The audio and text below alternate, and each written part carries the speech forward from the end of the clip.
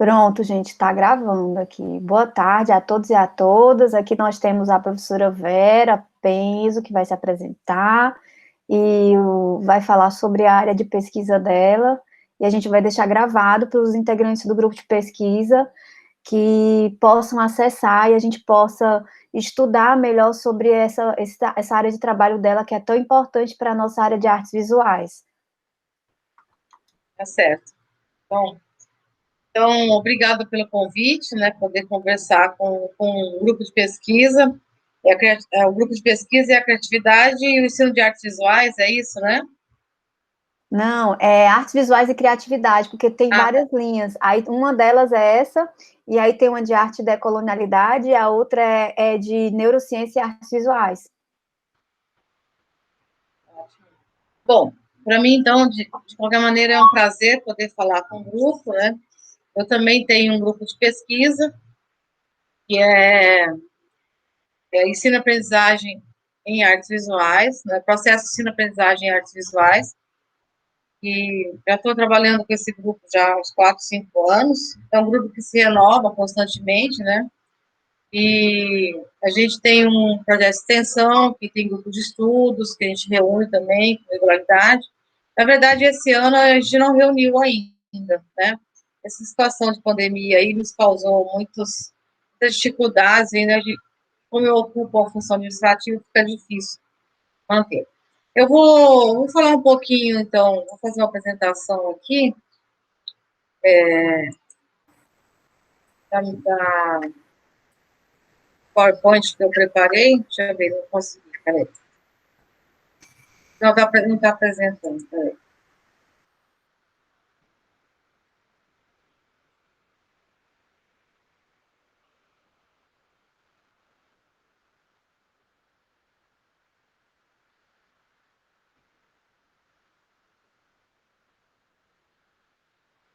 Já aparece aí? Sim. Sim, né? Aí tu Então, pode colocar para apresentar o total, se quiser que amplie, porque aparece tua carinha aqui do lado, e é uma coisa que eu não sabia, que eu percebi depois. Tu pode botar para apresentar como se fosse um slideshow, porque fica tua cara aqui do lado, a gente vê. aonde que é isso? No próprio PowerPoint, pode colocar a apresentação como slide. Tipo F5, ou ali embaixo que tem, bota o F5 que vai. Isso aí, ó, vai também. Ó, Tem? ficou perfeito. Ah, tá. Eu só vejo a apresentação, né? Mas a gente vê tua cara, que é uma coisa que eu não sabia. Eu fui saber isso ontem, mulher. A gente vê tu. Poxa. Bom, então eu vou falar um pouco. Criatividade e o ensino de artes visuais é um recorte, na verdade, da discussão que eu tenho feito, né, sobre a atividade criadora no ensino de artes visuais, nos processos de aprendizagem. E eu fiz esse estudo estou fazendo esse estudo desde 2007, né? Tenho buscado aí, inclusive, a continuidade, vou falar um pouco sobre isso. Essas imagens que vocês estão vendo aí, todas elas são fotos minhas, tá? Estou buscando aí fazer um pouco também de uma questão autoral aí das minhas fotos. Algumas são mais artísticas como essa, outras são menos. Então, a criatividade, ela começou a surgir para mim como objeto de estudo na verdade, isso ainda como professora de educação básica, há muitos anos, lá, 98, 99. Mas eu só consegui desenvolver o estudo sobre ela realmente a partir de 2011, né, que eu entrei no doutorado e tinha esse objeto de estudo. E fui buscando com isso compreender melhor o conceito. Eu vou falar um pouquinho, então, desse conceito. Eu tenho 20 minutos, mais ou menos, né? Vou tentar seguir esse tempo. E aí depois a gente pode conversar um pouco mais. Então, uma questão que eu vou colocar primeira, com relação ao próprio conceito de criatividade, né? A partir do próprio Vygotsky, na partir dos textos dele, do Imaginação e Criação na Infância, e o outro que é Psicologia da Arte, né? Então, nesses textos, o Vygotsky vai colocar justamente a criatividade como um processo complexo da subjetividade humana, é uma função psicológica superior, e como tal, é constituída e constituinte da história da cultura humana. Então, isso significa, assim, a fazer uma afirmação de que qualquer produto da ação humana é produto da criatividade humana, né? Então, um primeiro ponto para a gente discutir.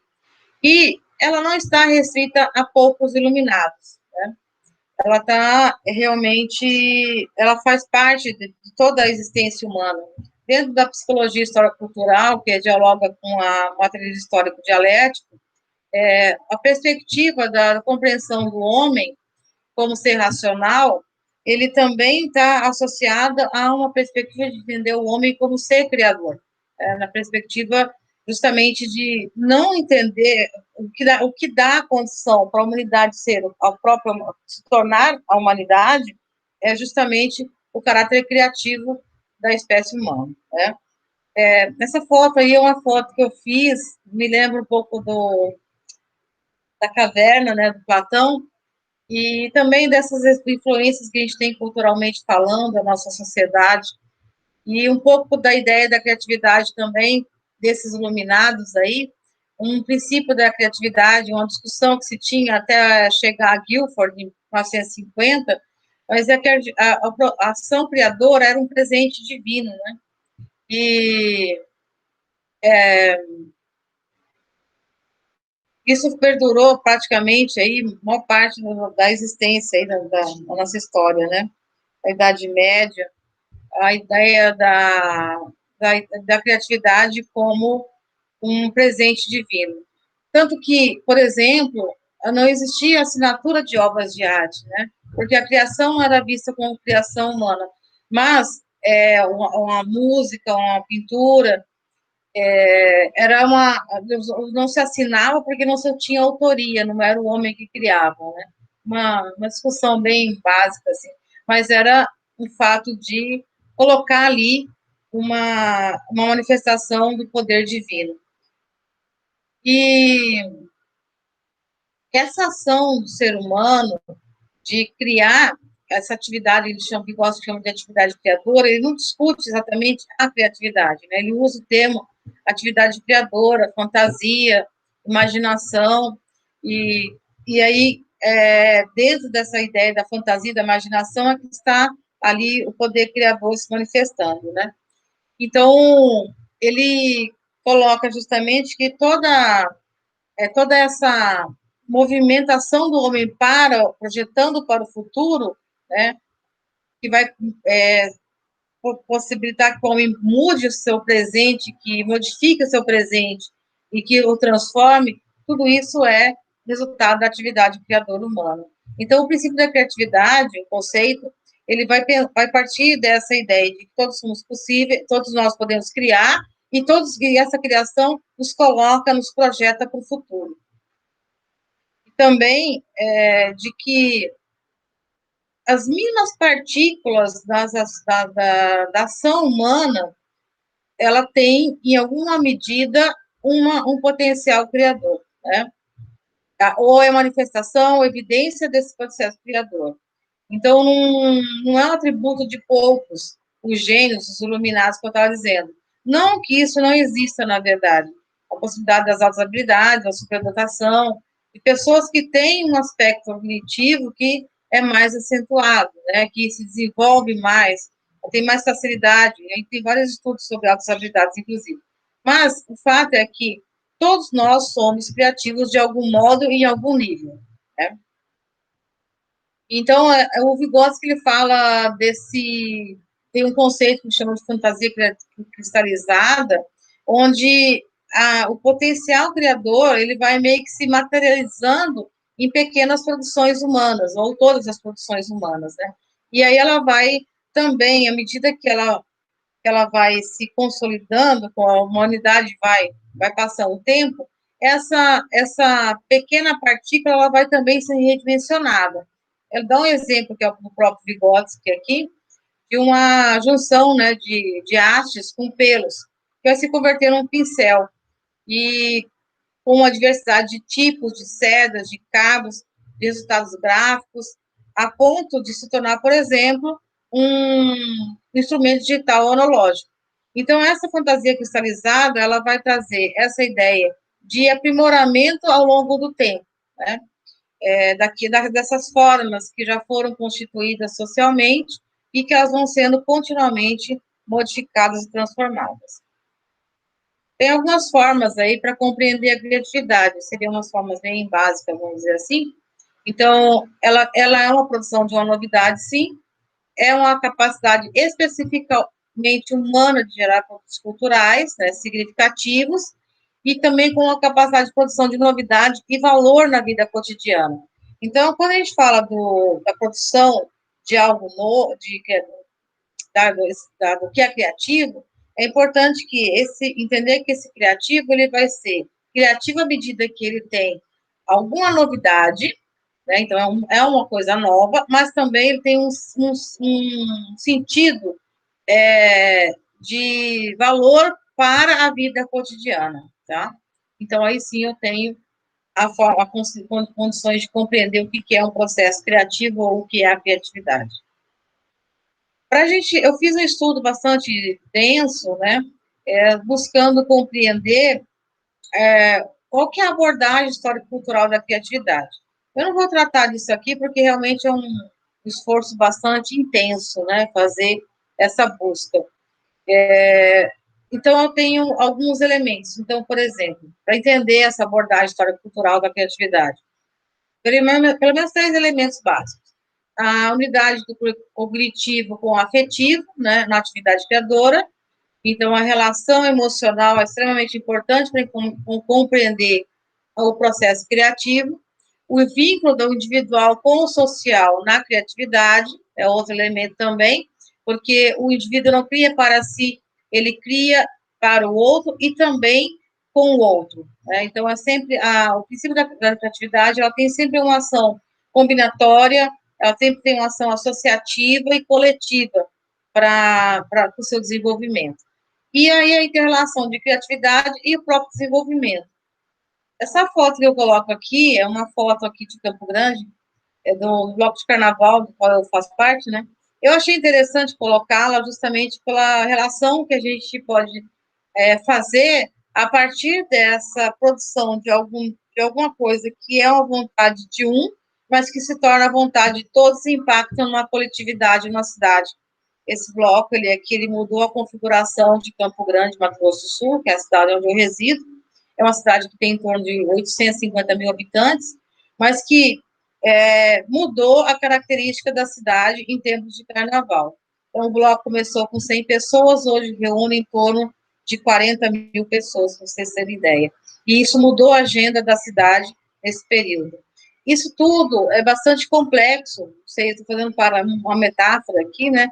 É bastante complexo, mas evidencia justamente esse potencial aí da novidade, do valor significativo, da relação do sujeito com o indivíduo, né, com o social, e como isso pode ser transformador e trazer, né, realmente algo importante para a vida de todos.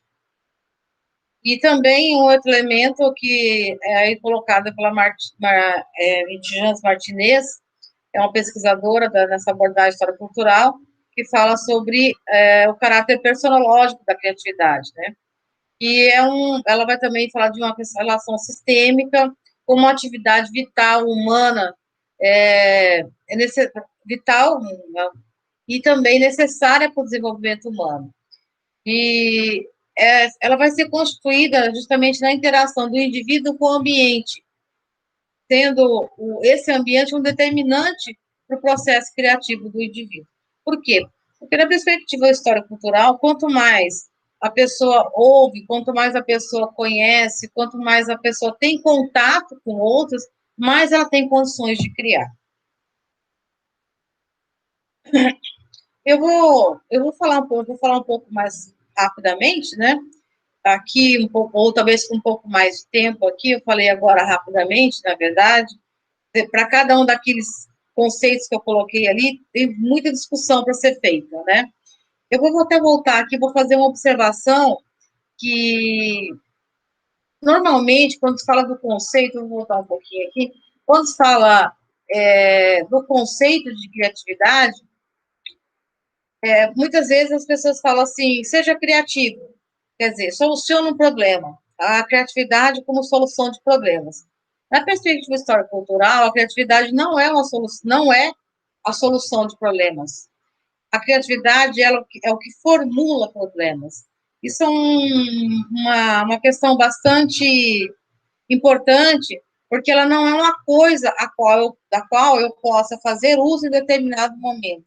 Na verdade, ela é condição da vida. Sendo condição da vida, ela não está ali para resolver uma coisa pontualmente. Eu vou acessar o meu aspecto criativo em determinado momento. Não que isso não seja, que não aconteça de certa maneira, porque também a gente não é o tempo todo, a gente está lá acelerando nossas potencialidades imaginativas. Mas a criatividade, ela não se justifica na ação humana como forma de solucionar um problema de convivência. Porque, por exemplo, agora nesses tempos de pandemia, né?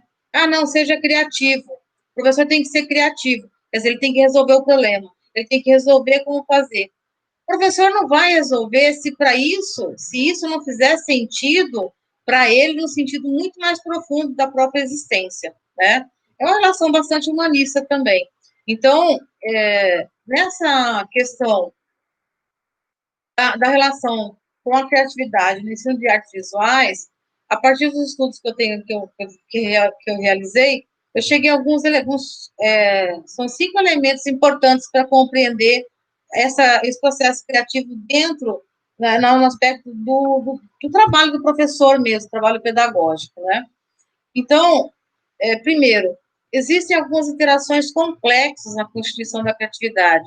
Essas interações complexas estão na relação entre o professor, o aluno e o contexto escolar. Então, o que a gente identifica? A escola, ela tem um projeto político-pedagógico. Esse projeto político-pedagógico, muitas vezes, se a gente for analisar ele com muito cuidado, a gente vai perceber, por exemplo, que tem algumas epígrafes que colocam lá, o professor, vai ter uma frase, seu homem é criativo, ou alguma coisa que dá a intenção desse processo de desenvolvimento humano. Mas, ao longo de todo o projeto pedagógico da escola, não tem nada, não tem nenhum indicador de como é que se desenvolve a criatividade. Se valoriza muito mais, e também é característica da educação básica, a reprodução do conhecimento. É característica da educação básica. Sim, de acordo com a nossa legislação, o processo criador, ou a criação, ela está prevista, inclusive, em termos legais, se você pegar, assim, pegar a LDB, você vai ver que, primeiro, no ensino fundamental, na educação básica, educação infantil, ensino médio, ensino fundamental, estão ali para aprender noções básicas de várias áreas de conhecimento. E a criação, ela vai aparecer realmente como característica do ensino superior, né?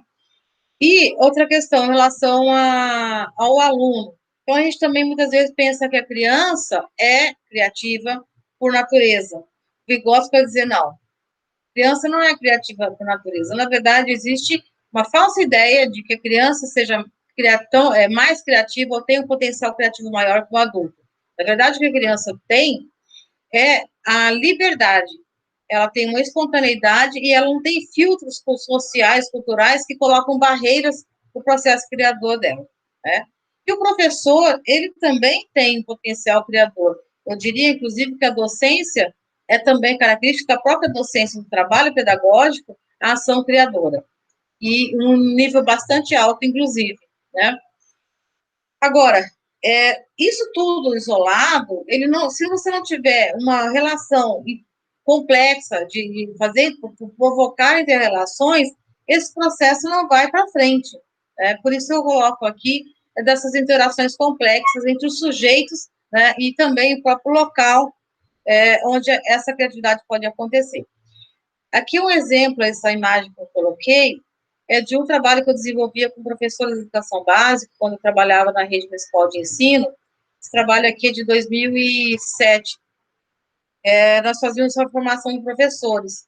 E a formação de professores, ela sempre era um pouco maçante, né? Porque era aquela coisa, a Secretaria de Educação do município aqui, ainda se faz, nós fazíamos formação continuada, né, em serviço, e no serviço também, durante o processo. E aí a gente fazia, eu ia na escola e reunia grupos de professores de manhã e tarde para desenvolver leituras, fazer atividades. E aí eu comecei a conversar com a SESC, que desenvolvia um circuito de exposições aqui, e aí eu falei, propus para o SESC, o SESC queria que a gente levasse aluno para lá, e era muito difícil levar aluno, por conta de toda a questão da infraestrutura, né? E aí, o que a gente fez? Eu comecei a conversar com o SESC, falei, olha, eu vou trazer para cá alunos, ou melhor, professores, mas eu vou trazer alunos aos primeiros professores. De que maneira? A gente vai fazer a formação continuada com os professores, porque tem todo um catálogo, material de exposição, né?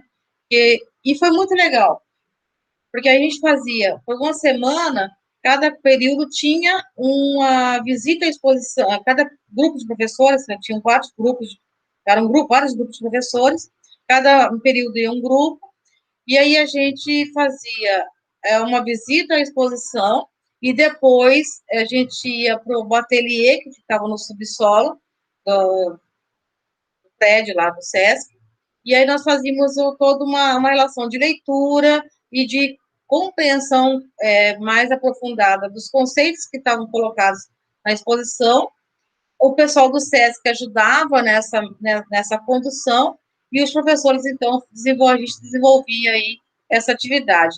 Depois disso, os professores levavam os alunos, né? A gente conseguiu desenvolver aí, conseguiu infraestrutura para que algumas escolas pudessem levar os alunos com apoio do SESC. Foi uma formação continuada que trouxe bastante destaque, né, para o trabalho que nós desenvolvemos, porque a formação ela adquiriu uma outra característica com os professores, envolvendo outras instituições, né, e trazendo também o conhecimento artístico e estético. Outro elemento importante para discutir é o clima criativo no contexto escolar.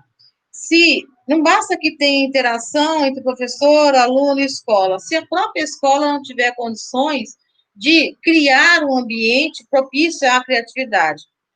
Eu sempre coloco, inclusive a parte dos meus estudos futuros, a liberdade é condição para esse processo criador, né?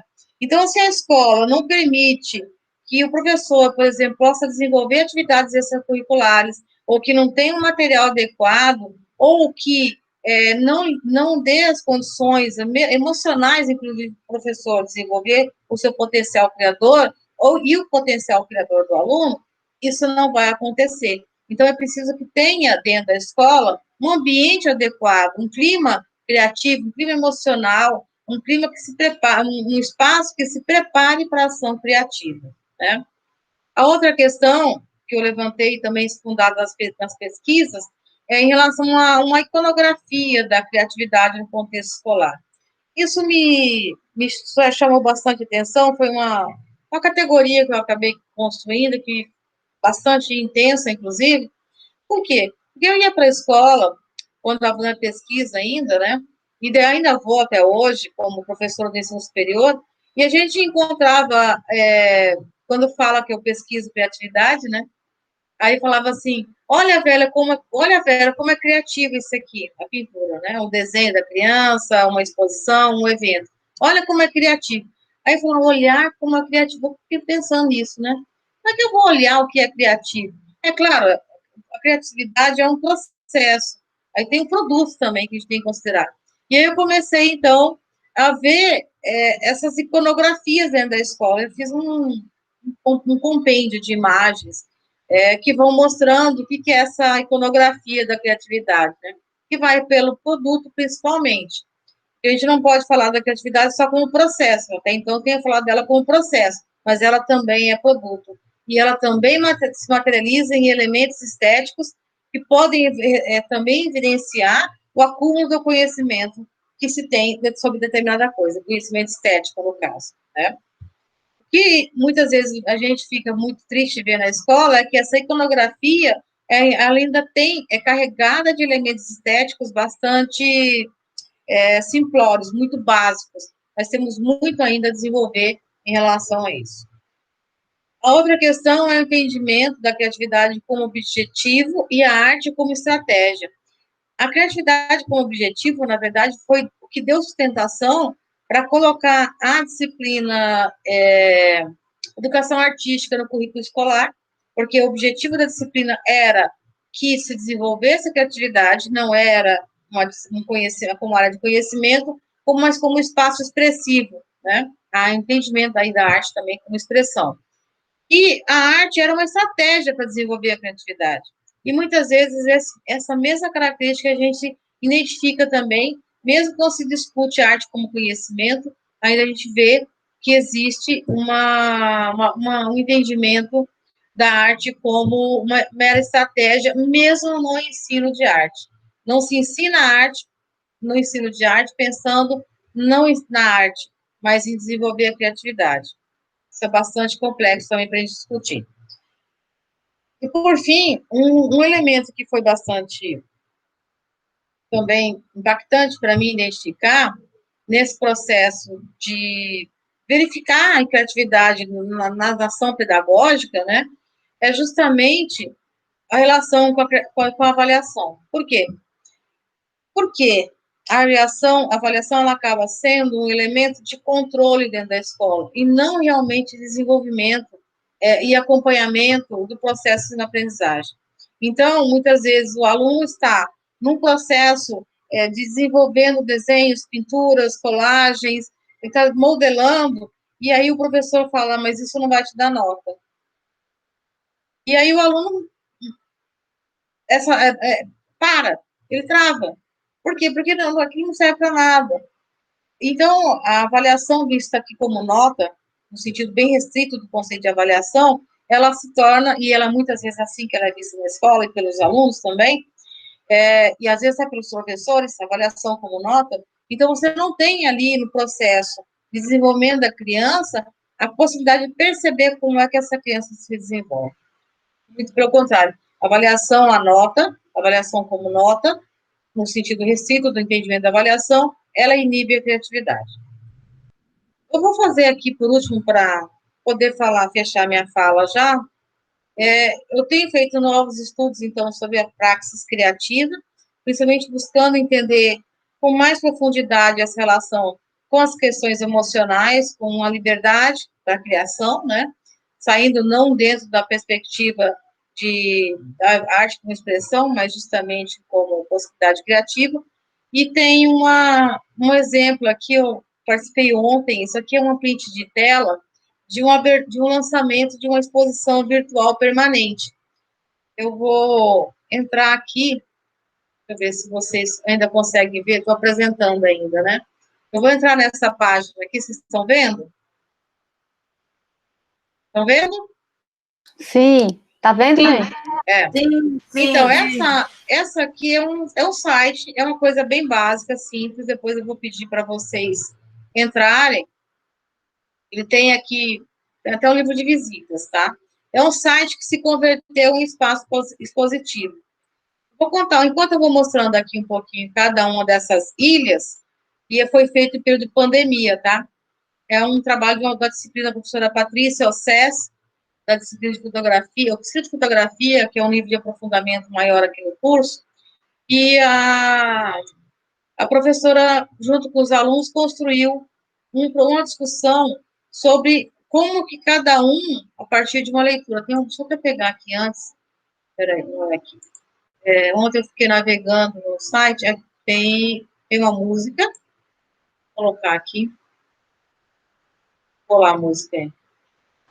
Sobre a exposição, ele tem um contexto aqui, e foi com base num texto, a invenção de Morel, do Adolfo Cáceres, agora, e tem um prólogo do Jorge Luiz Borges. Essas ilhas, então, na verdade, são cada aluno. E cada aluno, ele foi produzindo imagens fotográficas, acompanhando, né? E mostrando o seu próprio ambiente de vida cotidiana, colocando isso como, então, capturas de imagens, né? Que foram aí trabalhadas. No caso, essa aluna, inclusive, fez o todo o texto em espanhol, né? além de fazer os registros aí, ela foi construindo a narrativa a partir da fotografia e colocando aí palavras, montagens. Essa é apenas uma ilha, e cada ilha, como eu disse, é um aluno. A vernissagem foi interessante, porque foi online, né? Eu participei por abertura, fiz questão, inclusive. E essa é a aluna que fez, a Júlia, é o nome que ela usa. Ela é Júlia, na verdade. E vou parar a apresentação. E aí, com essa apresentação, eu apenas identifico para vocês aí como os caminhos, né, que vão se constituindo e vão se tornando legítimos. Então, a professora não fez uma exposição porque era uma necessidade diante das circunstâncias, mas imposta por alguém, mas foi uma construção do próprio grupo de alunos e que chegou àquela produção de um site a ponto de transformar um site, que muitas vezes é usado para eventos, mas transformar o site numa galeria permanente de exposição. Acho que teria mais para falar, mas por enquanto é isso. Obrigada. Obrigada, Vera. Gente, Vera, isso que tu me apresentou no final, eu me lembrei que ontem eu estava falando que aqui eu tive que fazer um projeto de ensino e a reforma curricular com essa BNC formação, uma das demandas que apareceu na discussão do grupo foi uma disciplina de portfólios artístico-educativos.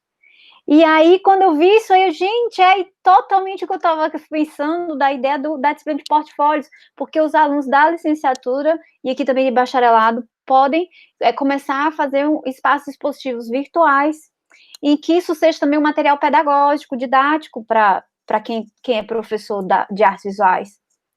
Que ficou fantástico. Eu vou até citar esse trabalho, adorei. Eu vou colocar o link aqui no chat para vocês acessarem esse site, né? Eu acho que vale a pena conhecer. Eu achei um trabalho fantástico, sobretudo por isso, porque ele tem muita vida nele. Os alunos que estavam apresentando cada ilha, né? Eles estavam ali, você viu no slide, eles estavam de óculos escuros, eles estavam numa ilha, né? Então, até eu entrei na vernissagem e falei, gente, vocês estão tudo de óculos escuros, era 7 horas da noite, por que vocês estão de óculos escuros aí? Eu não estou entendendo, tem que pegar um... Não, Vera, as ilhas, né? A ilha nem é sol. Então, a gente também está nessa questão. Mas acho que é isso. Espera, que bom que você gostou. Achei muito interessante apresentar, justamente porque é uma prática do ensino superior, no caso, né? Mas é uma prática que, enfim, muito rica, né?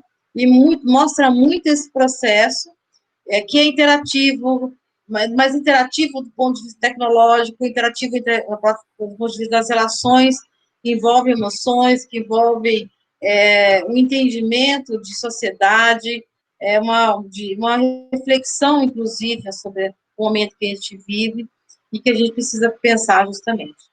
Verdade. Agradecer, Vera, pela tua disponibilidade. Aí eu vou abrir agora para o pessoal, para a gente ver o pessoal falar, fazer suas perguntas, suas questões. Né? Acho que é esse momento que a gente possibilita esse diálogo entre as instituições e a gente tem que aproveitar, né, até para tirar um pouco dessa ilha, né? No caso, nossos isolamentos que nós estamos atualmente. Então, vou deixar aqui aberto, que vocês podem escrever no chat, e aí a Vera está escutando, ou pode falar, abre a câmera, gente, fala no microfone, sem problema. Eu quero falar. Me ouvindo? Parabéns, Vera, pela objetividade com um tema tão amplo. Tão amplo, e que é merecedor, com certeza, de cada ponto que você coloca em relação à sua pesquisa, que é essa abordagem histórica e cultural, me remonta até do ponto de vista, quando nós falamos, que está muito na moda, nós falamos, vírgula, que eu venho observando, assim, que eu tenho tido muito cuidado com a fala do meu lugar, né? E aí as pessoas abrem as palestras aqui, estou falando do meu lugar, aí eu fico nós temos um teórico do campo da geografia, um gênio que é Milton Santos, né, baiano, né? Vou ser bem bairrista agora, né? Falar de um baiano, porque nós temos, com a pandemia, nós estamos perdendo muita gente. Aí eu fico assim pensando, quanta gente boa, né? Ontem nós perdemos um grande historiador aqui na Bahia, oriundo da Escola de Belas Artes.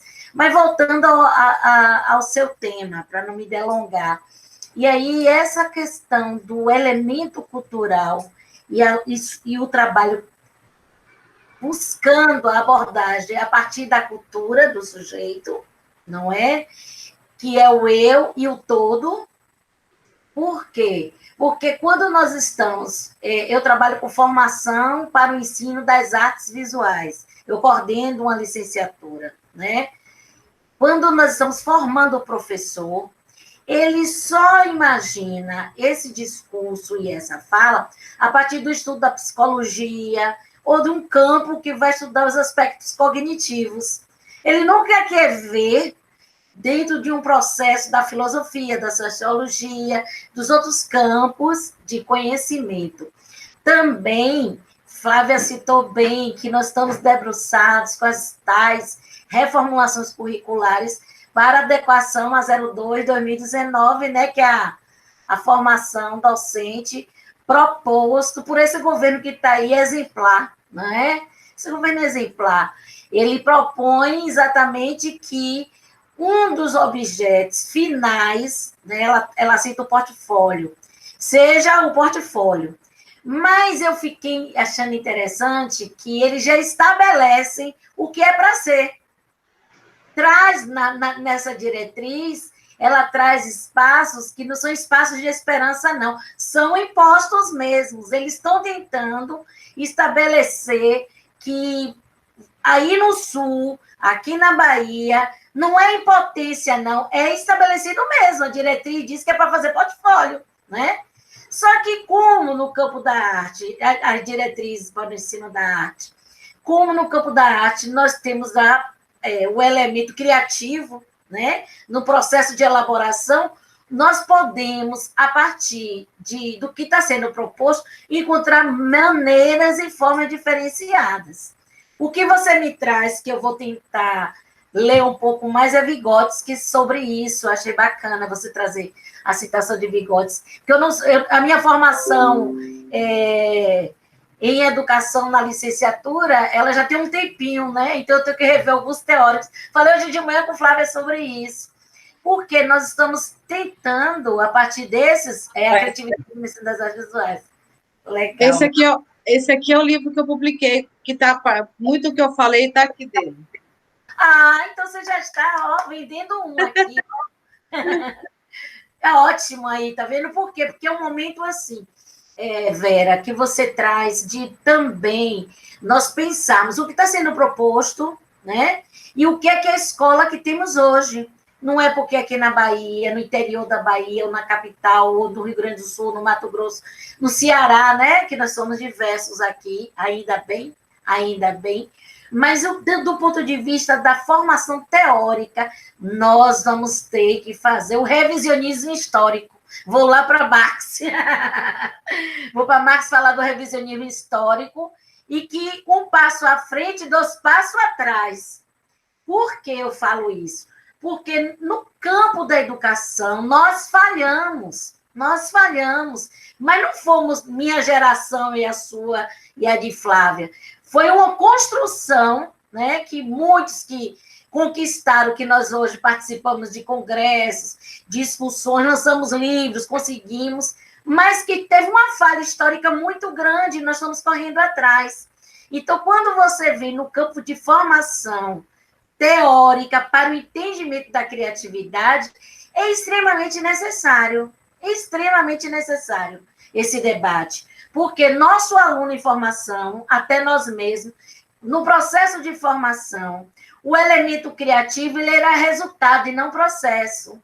O tempo todo, que interessante, vinha aquilo que você citou, vinha ver o trabalho que criativo, realmente que elementos, seus elementos visuais, seus elementos sonoros, ele fala dos elementos que constituem a obra, seja em qualquer área da arte, né, da música e tal, mas ele não fala do que antecede esse processo cognitivo.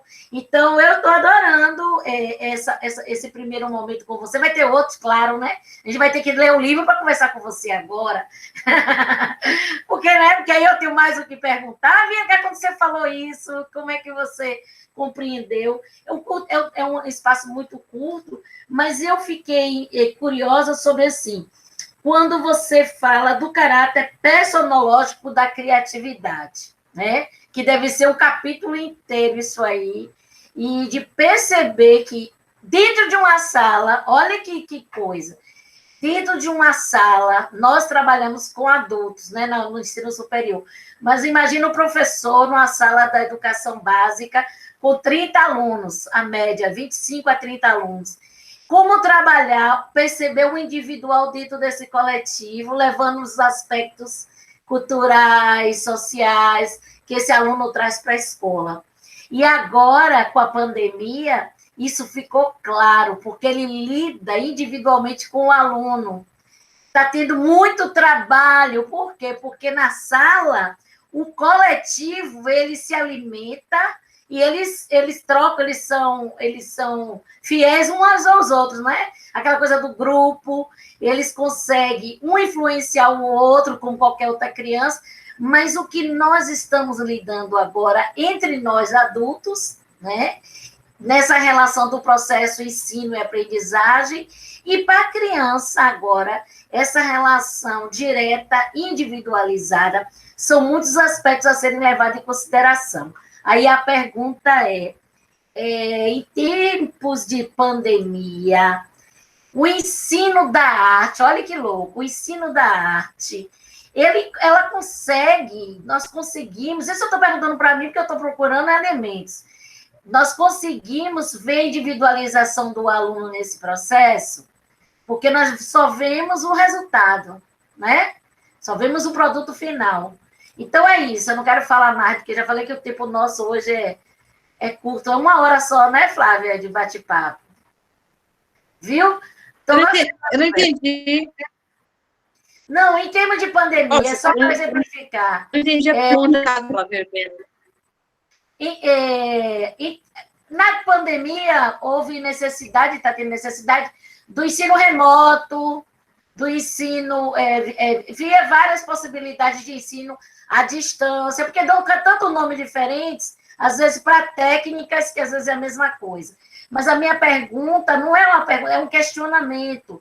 Nós vamos conseguir, o ensino da arte dar conta de perceber o processo de criação, porque na pandemia nós estamos vendo os resultados, não é? Você propõe, a criança faz e apresenta um filminho, apresenta. Até que ponto ela realmente produziu aquilo sozinha? Eu acho que tem uma... Ouviu agora? Porque, na Então, acho que tem uma questão. Sim. Não deu. Na verdade, o caráter personológico da criatividade é um livro também. É um livro da Albertina Mitjans Martinez. E ela faz uma discussão bastante complexa, assim, do ponto de vista psicológico. Travou. Né? É possível ser criativo sozinho. Né? A ideia do clima emocional, vou colocar, a ideia do clima emocional, clima criativo é dela, o conceito que eu uso dela, inclusive. Né? Eu vou colocar lá que ela usa como referência, porque ela vai justamente também apontar que esse aspecto criativo nunca vai poder ser visto do ponto de vista só do sujeito. Então, embora tenha também um processo de desenvolvimento individual e tal, que é importante, o que travou, muitas vezes, exemplo. Vamos pegar um exemplo bem fora da nossa área, mas bastante representativo para a ciência. Quem que inventou o avião, Santos Dumont ou fulano? porque eles inventaram ao mesmo tempo, praticamente. Quem fez a patente, quem registrou, né? Patenteou. Então, assim, é possível que pessoas tenham o mesmo entendimento à medida que elas têm as mesmas condições e se caminha para um mesmo lado. É possível isso. Agora, no caso dessa situação de ensino remoto que a gente está vivendo,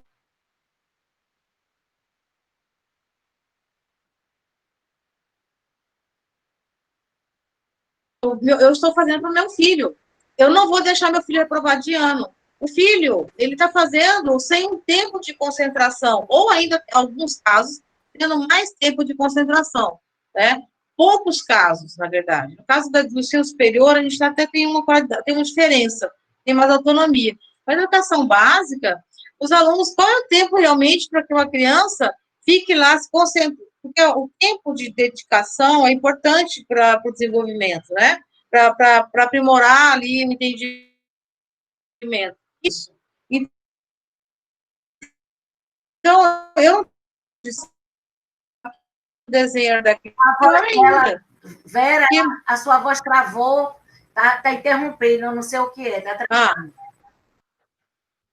A internet está ruim.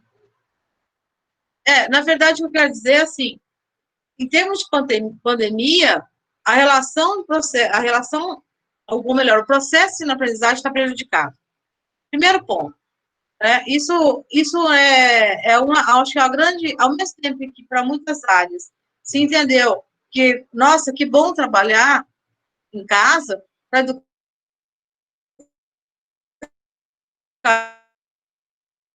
educação à distância não funciona. Para a educação básica, ela não funciona. Da forma que ela está sendo feita, precária, os alunos recebendo atividades impressas, os alunos tendo que fazer aula pelo celular, pela televisão. Qual é o tempo de concentração? O professor está virando youtuber.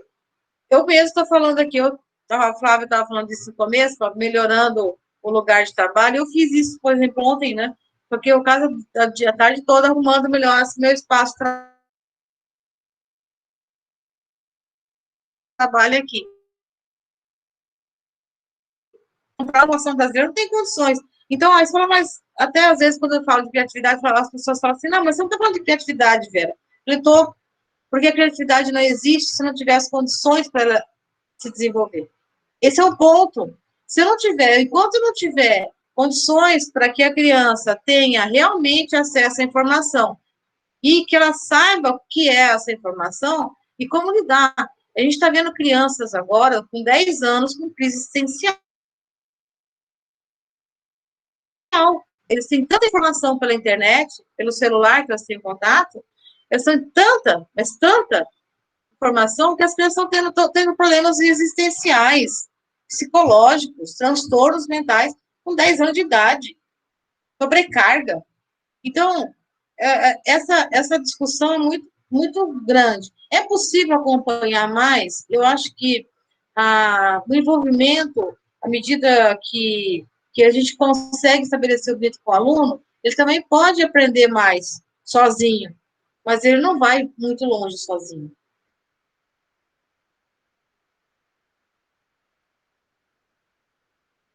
A tendência vai. Certo. Travou, né? Tá travando. Mas entendido, eu também compreendo assim, por isso que eu trouxe essa questão. Sim, não tem, é péssimo. O ensino remoto para a educação básica é péssimo. O que a BNCC, você falou também, está trazendo uma padronização, é péssimo. Agora, eu vou fazer uma observação. Eu acho que não é que seja uma frustração de nós, professores. Eu não me vejo frustrada com isso. Sabe como eu me vejo? Eu me vejo como parte que não... Eu me vejo como uma parte que não fez o acordo. Qual que é o acordo que foi colocado para nós, professores? Vocês não vão dar conta de ensinar. O que se espera de nós, professores, é que a gente não ensine. E aqueles que se preocupam com ensinar, com aprendizagem, com conhecimento, é o que estão sofrendo. Quem não está se preocupando, por que eu quero alguém que tenha formação ou empacotador na loja? Ele vai trabalhar como atendente no balcão. Para que conhecimento? Então, a escola não é um espaço de conhecimento. Sejamos bem verdadeiros. Não é isso que se espera da escola. Não é isso que o professor ensine, não é isso que se espera do professor. Vou colocar o nome do livro da Michelle Martinez aqui. Eu acho que é isso. Então, mais alguém, gente, tem alguma questão? Agora. Apareçam aí, Anemídia, Fernanda e Igor. Vocês estão aí? A gente vê só essas carinhas, às vezes fica com medo. Cadê o povo? Vocês querem colocar mais alguma questão? Eu tenho uma dúvida só, que desde antes é uma coisa que foi um choque, assim, para mim, eu penso bastante sobre isso, e tu falou como que a gente lida, assim, ou um olhar que a gente pode ter, não sei se mais sutil, mas em relação à avaliação dentro das escolas e todo esse processo de criatividade, porque quando eu fiz o PIBID, a bolsa, que eu fui nas escolas, eu vi os alunos e cada um no seu processo, que era bem diferente um do outro, mas, sabe, cada um construindo uma coisa muito... uma coisa grande, assim, cada um do seu jeito, e daí quando chegou aquela hora, agora a gente tem que dar uma nota, e daí eu não sei, sabe, eu pensava, eu não quero dar uma nota, assim, ou, tipo, não desse jeito que me é colocado, sabe? E daí é uma coisa que eu penso bastante, que eu não sei lidar, assim, eu queria ver, sei lá, como que a gente pode pensar e ter uma visão, assim, dessa avaliação que, às vezes, que até tu colocou que, às vezes, ela vai prender o aluno no processo, né? De achar, não, então eu estou fazendo errado, e aquilo, então eu não quero mais fazer. O meu desenho é errado, a minha pintura é errada, isso. Então, é uma questão. Então, a questão da avaliação é bastante também complexa, né? Porque o entendimento da avaliação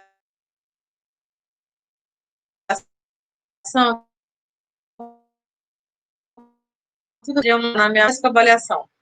Quando a gente tem uma avaliação diagnóstica, eu vou colocar no perspectiva que o Lucchesi fala sobre avaliação, né?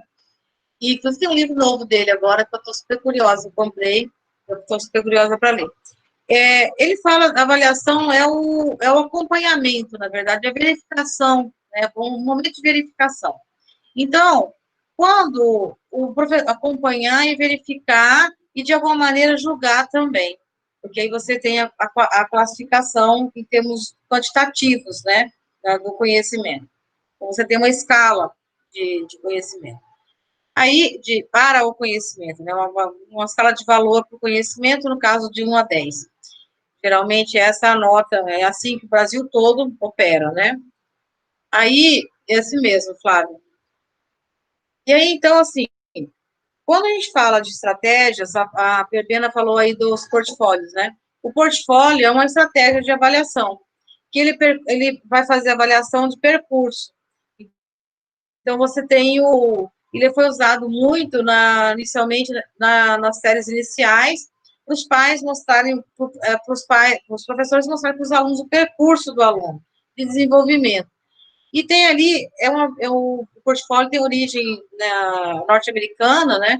E ele foi usado para o professor de educação infantil, principalmente, séries iniciais, para mostrar o percurso de aprendizagem do aluno. E dentro disso, ele vai seguir uma linha de Dewey, da Escola Nova.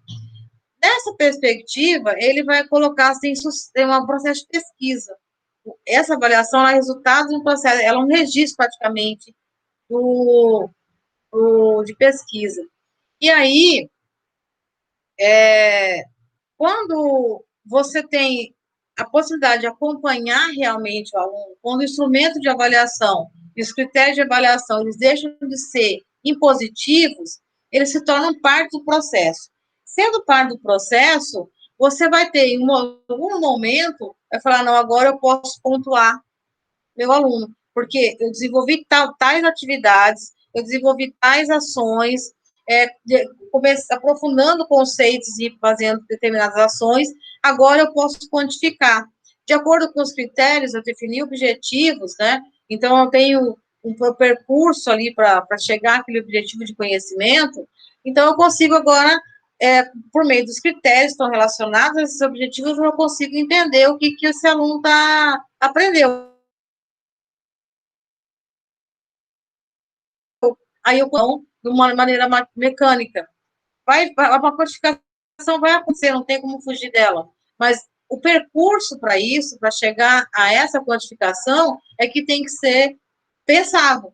Eu não vou desenvolver atividades para nota, eu vou desenvolver atividades avaliativas em que eu possa verificar se realmente o aluno entendeu o conceito, né?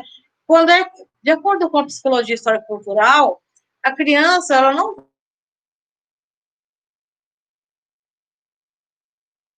vai te conhece, ela pensa em linguagem. Então, uma pergunta básica, assim, por exemplo, você fazer uma pergunta básica para uma criança de 6 anos. As cores primárias são o magenta, o ciano e o amarelo. Claro, né? Se a criança... Isso aconteceu comigo uma vez, quando eu era professora de educação básica, né? Eu fiz essa pergunta para a criança. Aí ela falou assim, Vera, mas você está dando a resposta. Ele não sabe o que é magenta, o que é o ciano, o que é o amarelo? Ele pode falar assim, chutando, né? Ou falar não, mas provavelmente ele vai falar não, porque ele não conhece aquilo. E eu estou dando a resposta para ele. Mas é muito básico, assim, parece até meio simplório dizer. Mas é isso mesmo. Então, eu não ia falar sobre aquilo, ou se você conversar com a criança, está em dúvida que ela, então, respondeu sabendo o que ela estava respondendo, então verbaliza com ela.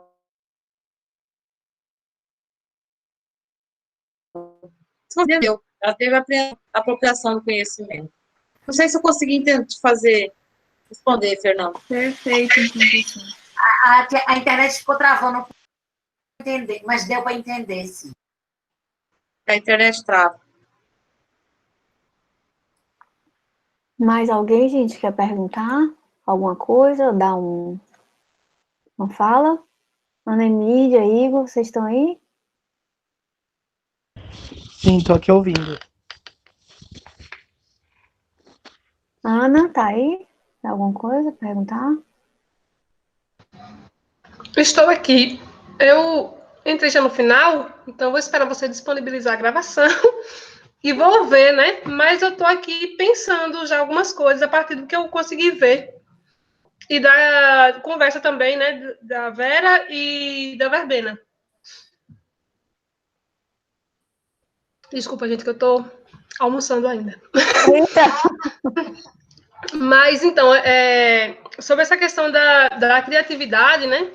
Eu percebo que é um tema muito importante, mas que ao mesmo tempo... Oi, Verbena, boa tarde! Mas que ao mesmo tempo ainda é pouco trabalhada nas licenciaturas.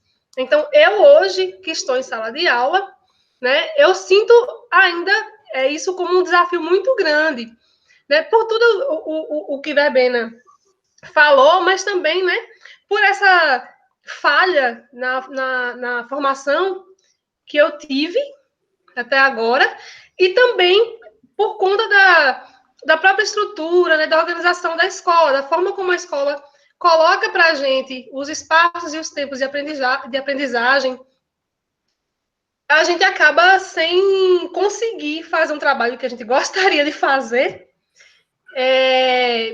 Tem algumas amarras, né? A gente não consegue ainda fazer esse trabalho, né? Até essa questão de como eu vou avaliar, né? Eu preciso estabelecer os meus critérios para avaliar a partir deles, mas muitas vezes a gente tem a dificuldade de estabelecer esses critérios.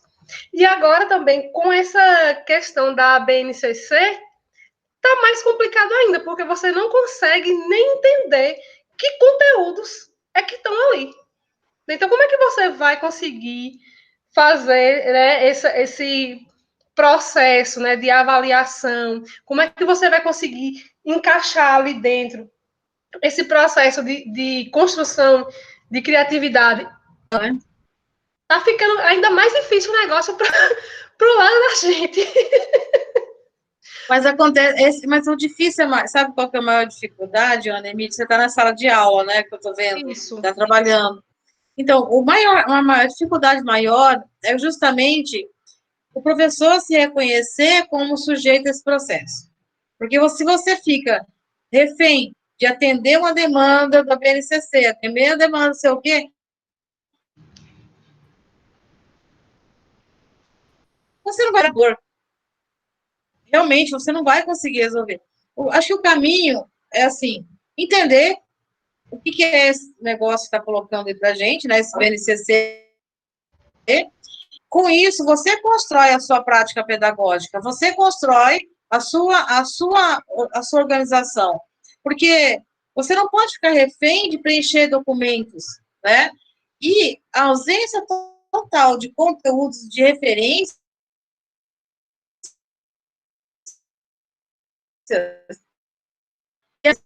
ou quanto em uma frase colocar quase metade de discussões sobre ensino de arte no Brasil. Agora, o que você tem que fazer? O que é o teu trabalho? O que você acredita? Você tem que buscar aí, fazer esse diálogo, né? Desenvolver o teu trabalho com segurança, porque relacionar, pensar como a BNCC está te pedindo para pensar, você não vai conseguir. Eu acho que o elemento pior disso tudo é justamente o que faz o sofrimento, que eu não vou conseguir raciocinar daquele jeito. Não tem como raciocinar daquele jeito. Porque o jeito que está colocado lá, ele é um jeito que não funciona. Porque é um jeito de um sujeito que não existe. Para uma realidade que não existe. Então, o que a gente tem que fazer? Constrói. Você já tem um percurso de trabalho como professora. Quantos anos sala de aula, Ana Emília? Oi? Quantos anos de sala de aula você tem? Eu já tenho uns 17 anos de sala de aula, mas não com arte, né? Que eu sou pedagoga. Mas eu já vinha há um tempo em sala de aula. E com arte eu estou trabalhando já tem 10 anos. A pedagoga licenciada em artes visuais, viu? Ela fez a licenciatura. Mas com arte, 4 anos. Hã? Como professora de arte há 4 anos, é isso? Então, porque antes eu comecei a trabalhar com arte e eu estava fazendo curso de música. Aí eu abandonei o curso de música e vim fazer o de artes visuais. Aí tem 10 anos que eu estou em sala de aula, dando aula de arte. Tá. Então, aí que tá. Uma discussão que eu faço, inclusive, sobre o uso de livro didático. Eu até escrevi um artigo sobre isso, num outro livro, um capítulo de livro. Quando a gente faz a relação entre o saber escolar e trabalho pedagógico, a gente tem que entender assim, estuda, que é justamente aquilo que eles não querem que a gente seja, ele se torna um intelectual da área. Justamente isso que não querem que a gente seja, um intelectual. O Gramsci fala dos intelectuais orgânicos. Professores são intelectuais orgânicos. Não todos, mas alguns. E quando o professor se torna um intelectual orgânico, aquele que detém... O que é um intelectual? É aquele que tem capacidade de compreensão, que tem leitura, que tem conhecimento, que tem trajetória, que tem prática. Quando a gente fala desse tipo de profissional, esse professor já tem uma trajetória. Para o professor pegar a BNCC, se eu estivesse na educação básica hoje, eu iria buscar essa relação com aquilo com a minha trajetória, construir meu trabalho ali, fazer os links e preencher a burocracia que eles querem. Ou nem preencher a burocracia, se for o caso. Porque, assim, para tornar meu trabalho mecânico, eu morreria com isso. Morreria como professora. De verdade. Porque toda vez que eu estou aqui, mesmo eu estou há 10 anos, 11 anos já no ensino, não, 13 anos no ensino superior, né? Mas toda vez que eu vejo meu trabalho ficando repetitivo, eu começo a entrar em estado de sofrimento, porque começa a reprodução. Falei, gente, para que eu estou nesse mundo aqui para ficar falando o que eu sempre falei, virei para mim mesmo, né? Não. Então, eu vou buscar alternativas. Eu acho que o caminho muito legal desse conceito de atividade criadora que o Vygotsky usa é o novo, mas que tem valor para o grupo, para o indivíduo, para o grupo, para o coletivo. Então, aí eu encontro a saída. Se eu ficar refém de cumprir normas, eu não vou para lugar nenhum. Mas eu tenho como constituir pelos elementos estéticos, pelo conhecimento estético, por aquilo mesmo que está na própria BNCC, eu tenho que chegar com o meu aluno até um determinado nível. Que, no caso, a BNCC é muito vazio, mas tem alguma coisa que dá para cavar ali e falar, não, isso aqui é importante para fazer. Aí, eu vou construir essa discussão, eu construir esse trabalho com o meu aluno. Qual é o tempo para fazer? A BNCC não dá tempo. Muito pelo contrário. Ela coloca um bloco de conteúdos para trabalhar 4, 5 anos com o aluno. O que você faz? Então você vai ter que se reinventar e tudo. Não, você já tem uma trajetória de trabalho. Segue aquele teu caminho.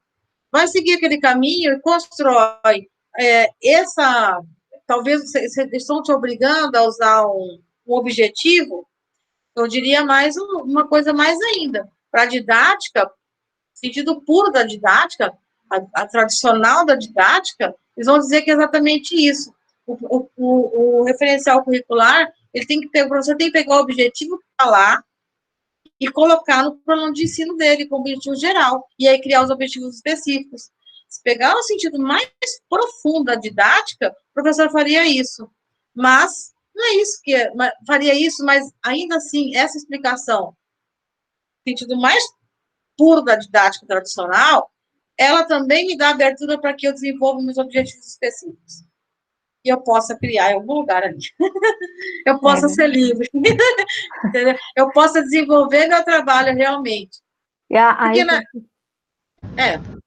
Fala, velho, termina, pode falar. Hã? Pode falar que tá terminando. Não, já passou. Acho que eu me empolguei demais aí. Não, assim, que eu acho que é importante até para tentar dar uma finalizada aqui. Vocês estão me ouvindo? Tá travando ou não? Não, tá normal. Normal. É que é importante das coisas que a Vera falou, que Verbena pontuou e Fernanda também questionou sobre a questão da avaliação. É uma coisa que a gente que chegou, que tem a BNC, essa lei, né, da BNCC, virou para a licenciatura BNC Formação. E teve uma grande discussão, que a gente ficou com os cabelos quase caindo essa semana no NDE, e que na BNC Formação tem lá o grupo 2, pede para que a gente bote disciplina de português e matemática na licenciatura. Eu digo, gente, vamos ter que pedir lá para o centro do outro centro lá, pedir para matemática dar. Os meninos, imagina um aluno de arte na licenciatura, vão ter que ter aula de matemática? Como assim? Aula de português?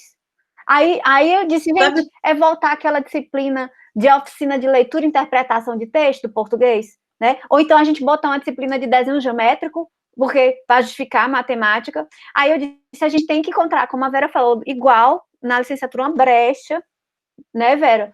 Para não dizer que tem falando conteúdos do português, mas é a nossa área, a gente não pode estar botando a um lugar onde se ensina português. Mas esse é o perigo pior da BNCC. Em termos de conhecimento, o perigo pior da BNCC é justamente que ela está desmantelando a nossa área. E aí eu acho, no caso do ensino superior, a gente não pode aceitar. O professor de educação básica, ele tem como resolver. Mas eu acho que na formação de professores, se a gente abrir essa brecha para fazer essas conversinhas mole, a gente não tem saída. O professor, a gente vai estar formando gente lá errado, aí é diferente. O professor, ele consegue resolver no dia a dia dele, porque tudo ali é possível. Mas a nossa formação, professores, não dá. A gente tem que fazer uma questão, não aceita. Não tem como seguir aquilo, sabe? Não tem.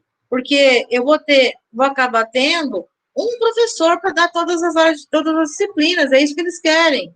O que está por trás da nossa discussão da área eles estão tentando minimizar custos para o governo.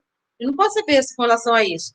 Eles não vão falar isso nunca. Mas se eu tiver, eles querem que mude os cursos para ficar formando como forma na Europa, educação artística ou comunicação visual. Se a gente vai abrir concessão, esse é o caminho. O professor que está formado nessa área, que já está atuando, ele se resolve lá com o conhecimento que ele tem. Agora, nós não podemos ser coniventes com a formação desse nível para o aluno que vem para o futuro. Aí a conversa é bem mais complexa, eu faria totalmente o contrário. Não tem brecha nesse sentido. Não pode ter.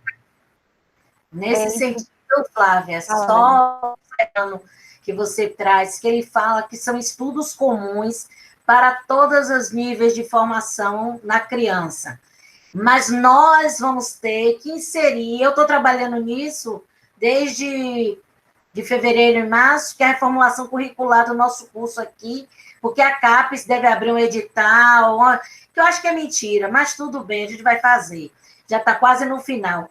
E quando nós nos deparamos com essa discussão da língua portuguesa e da matemática, como obrigatório para todas as licenciaturas, né, da diretriz, eles falam no núcleo, e ele aumenta também, nesse grupo 2, 1.600 horas, porque nós tínhamos possibilidade de abrir 4 núcleos, estudos comuns, estudos de conhecimento científico, pelo menos no currículo que eu trabalho.